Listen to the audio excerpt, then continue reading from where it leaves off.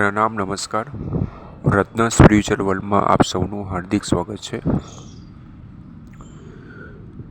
આપણો ટૉપિક છે શનિની સાડાસાતી વિચાર, જેમાં આપણે શનિની નાની પનોતી વિશે જાણ્યું. કઈ બે રાશિમાં નાની પનોતી ચાલી રહી છે તેના વિશે આપણે ચર્ચા કરી. હવે આજે આપણે જાણીશું શનિની મોટી પનોતી એટલે કે સાડાસાતી. તો આજનો આપણો ટૉપિક છે શનિની સાડાસાતી #કુંભ રાશિ. હવે શનિની સાડાસાતી જે હોય છે, સાડાસાતીનો મતલબ શું? 7.5 વર્ષ, બરાબર. તો અહીંયા મોટી પનોતી જે આપણે કહીએ છીએ, સાડાસાતી, મોટી પનોતી, બડી દૈયા, બરાબર છે. તો અહીંયા સાડાસાતીનો અર્થ થાય છે 7.5 વર્ષ કન્ટિન્યુઅસ. હવે આજે આપણે ચર્ચા કરીશું કે કુંભ રાશિમાં શનિનું જે આપણે સાડાસાતી ચાલી રહી છે, તો એ જે છે તેની અસર શું રહેશે, કઈ રીતે રહેશે. કુંભ રાશિમાં આપણે જોવા જઈએ તો અહીંયા શનિનું જે છે એ આપણે છેલ્લું ચરણ ચાલી રહ્યું છે, બરાબર છે. કુંભ રાશિમાં શનિનું છેલ્લું ચરણ એટલે કે છેલ્લા 2.5 વર્ષ જે બાકી છે એ ચાલી રહ્યા છે, બરાબર છે. બીજું, આપણે કુંભ રાશિમાં જે પાયો છે શનિનો, તો એ છે રૂપાના પાયે છે. કુંભ રાશિમાં રૂપાના પાયે શનિની સાડાસાતી ચાલી રહી છે. રૂપું એટલે ચાંદી. હવે અહીંયા કુંભ રાશિમાં જે સાડાસાતી ચાલી રહી છે, તો કુંભ રાશિનો જે રાશિ ગ્રહ થાય છે એ થાય છે અહીંયા શનિ. આપણે જ્યોતિષશાસ્ત્રમાં આપણે જાણી લીધું કે ભાઈ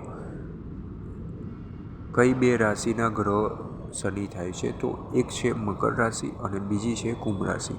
તો અહીંયા કુંભ રાશિનો માલિક થાય છે શનિ, બરાબર છે. અને શનિની સાડાસાતી હોય છે. હવે તેનો મતલબ એ થયો કે શનિની જે રાશિ છે એ જ રાશિમાં સાડાસાતી ચાલી રહી છે, એટલે કે શનિની પોતાની રાશિમાં સાડાસાતી ચાલી રહી છે, એટલે કે તેની જે અસર જે છે એ એટલી વધારે ખરાબ નહીં હોય. તેના સિવાય કુંભ રાશિમાં છેલ્લો તબક્કો, છેલ્લું ચરણ ચાલી રહ્યું છે અને રૂપાનું એટલે કે ચાંદીના પાયે છે. એટલે કે અહીંયા કુંભ રાશિમાં આવનારા કે હાલમાં જે 2.5 વર્ષ જે છેલ્લા ચરણ જે શનિના ચાલી રહ્યા છે એ શુભ રહેશે.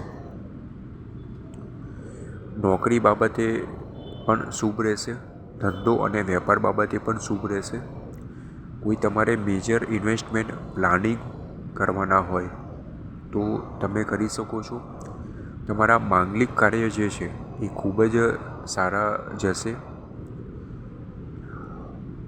છેલ્લા કુંભ રાશિમાં જે બીજું ચરણ હતું, એટલે કે પાછળનું જે 2.5 વર્ષનો તબક્કો હતો, એ સંઘર્ષમય રહ્યો હશે, બરાબર છે. તો 2.5 વર્ષમાં તમને જે પણ તકલીફ થઈ હશે, કષ્ટ થયું હશે, પીડા થઈ હશે, દુઃખ આવ્યું હશે, બરાબર છે.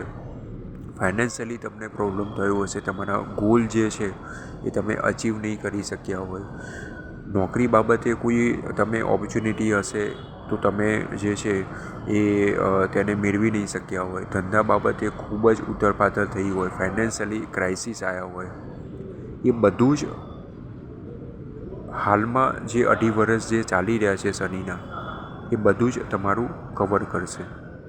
એટલે કે 2.5 વર્ષનો જે શનિનો તબક્કો છે એ ઘણો કુંભ રાશિ માટે શુભ રહેશે. હાલમાં જે છે એ 2.5 વર્ષના કુંભ રાશિમાં 6 મહિના જે છે એ પૂરા થયા છે.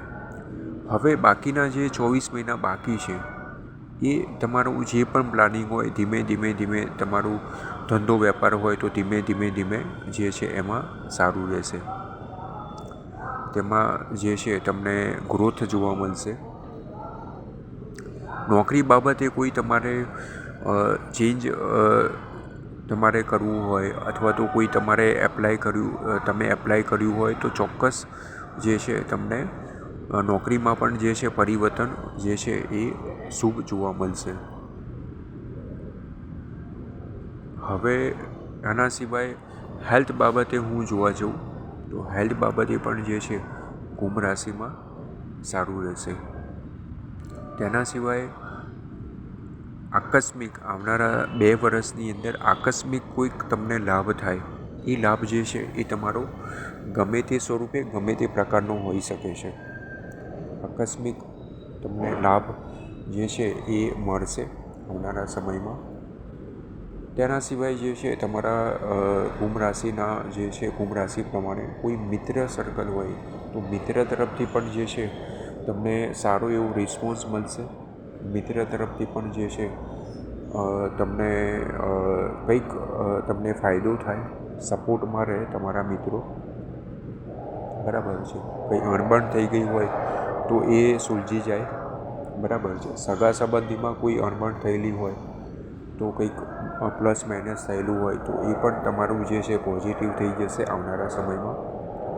તો અહીંયા ઓવરઓલ કુંભ રાશિનો જે સમય છે, છેલ્લો તબક્કો છે સાડાસાતીનો, એ ઘણો શુભ રહેશે. શક્ય હોય તો અહીંયા જે છે તમે